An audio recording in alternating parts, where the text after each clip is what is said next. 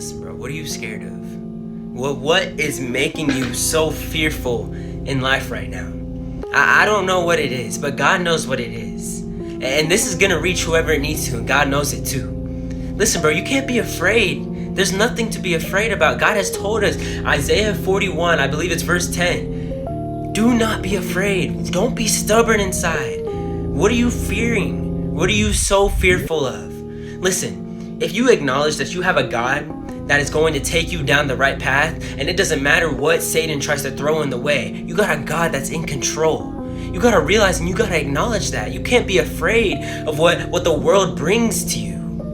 Listen, one of the main reasons why I make these videos is because, one, we need more young people speaking out and about. And secondly, I'm not afraid. I'm not afraid of getting a bad comment. I'm not afraid of what the world has for me. Satan has tricks. He tries to get you with the things that you mess up repeatedly in. And I've been down that cycle. I've messed up in the same thing over and over and over again. The same Ethan that y'all see preaching on here online, yeah, he struggles. He struggles. When the cameras are off, he struggles.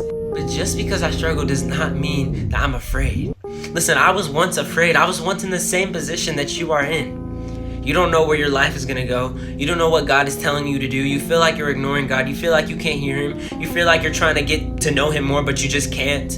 You don't have the energy. I've been there. I've been there, bro. Listen, bro, you gotta understand that not everything is gonna be roses and butterflies. That's why you can't be afraid, because you know that there's going to be a challenge in this walk with God. There's going to be a challenge in your time that you're spending trying to get closer to God. It's going to be a challenge. That's why you can't be afraid. That's why you can't be fearful. That's why you gotta rely on God.